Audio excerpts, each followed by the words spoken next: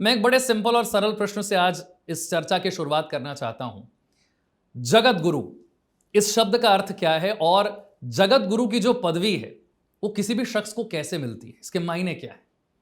आपका प्रश्न वैसे तो बड़ा सीधा है, लेकिन इसका जवाब बहुत विस्तारित है, बहुत बृहद है। जगत गुरु का भावार्थ और शब्दार्थ है कि पूरे के पूरे वर्ल्ड का, पूरे के पूरे विश्व का गुरु, जो पहले से गुरु हैं, जो पहले से महंत संत अमलात्मा सिद्धात्मा योगी यति साधक हैं, उन सबका गुरु। इस देश में शैव और वैष्णव जो दो प्रमुख रूप से मत हैं। एक वो मत है जो शंकराचार्य का निर्माण करता है, दूसरा वो मत है जो जगत गुरु का निर्माण करता है।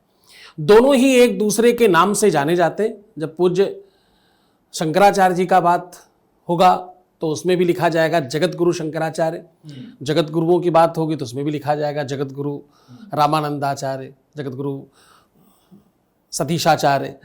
तो जगत गुरु जो है वो कहते हैं कि रामानंद स्वयं रामो प्रादुर्भूतो महीतले।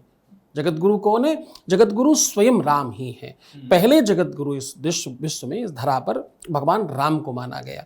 फिर उसी परिपाटी को निरंतरता में पोषित करते हुए साधुओं ने अपनी तपस्या साधना से इस स्तर तक इसको लेकर के आए। ये पद आपको तब प्राप्त होता है जब 13 के 13 अखाड़े सर्वमान्य पूरी मति से, सम्मति से, सहमति से जब आपको स्वीकार करते हैं, जब आपको दंडवत करने के लिए स्वीकार करते हैं, तब आप इस पद पर आसीन हो सकते हैं, तब आपका पट्टाभिषेक, आपका अभिषेक हो सकता है। 13 के 13 अखाड़े किसी भी व्यक्ति को विद्वता से, साक्षरता से, ज्ञान से, जानकारी से, उसकी तपस्या से, उसकी साधना से, तमाम तरीके से उसका आंकलन होता है, जिसको आप परीक्षा कह सकते हैं, शास्त्रार्थ कह सकते हैं। ये सब होने के पश्चात ये मान्यता आपको मिलती है। और ये अखाड़ों का ही काम है, अखाड़े ही करते हैं, क्योंकि ये परंपरागत एक व्यवस्था है।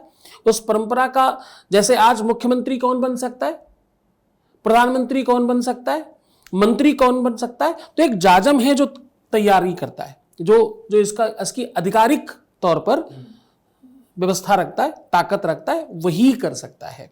तो जगत गुरु विश्व का सर्वाधिक ऊंचा पद है। जैसे राजनीति में प्रधानमंत्री और राष्ट्रपति होता है, वैसे ही अध्यात्म में जगत गुरु और शंकराचार्य होता है। ये पद अपने आप में आध्यात्मिक जगत के सर्वश्रेष्ठ पद हैं।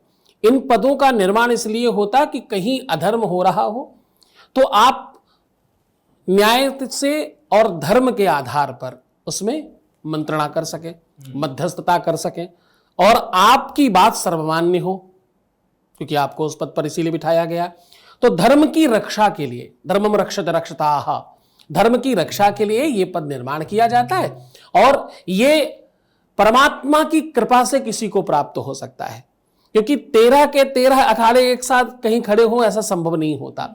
आप मंडलेश्वर के लिए, आप महामंडलेश्वर के लिए, आप चतुर्नाथ द्वाराचार्य के लिए, आप पुलडोर के लिए, तमाम तरीके के पद हैं और बीच में, उनके लिए आप फिर भी आवेदन कर सकते हैं। जगत गुरु के लिए आवेदन पत्र भी अवेलेबल नहीं है। ये भगवत कृपा से साधुओं की, गुरुओं की, सन्यासियों की, तपस्वियों की, साधकों की, अमलात्माओं की, सिद्धात्माओं की, योगियों की, यतियों की कृपा करुणा से और उनके प्रसाद स्वरूप आपको प्राप्त हो सकता है। कितने जगत गुरु इस वक्त हमारे देश में है? क्या कोई इनकी गिनती है? प्रमुख तौर पर 4 शंकराचार्य और 4 ही जगत गुरु होते हैं। फिर उनके नीचे 4-4 की संख्या प्रारंभ होती है।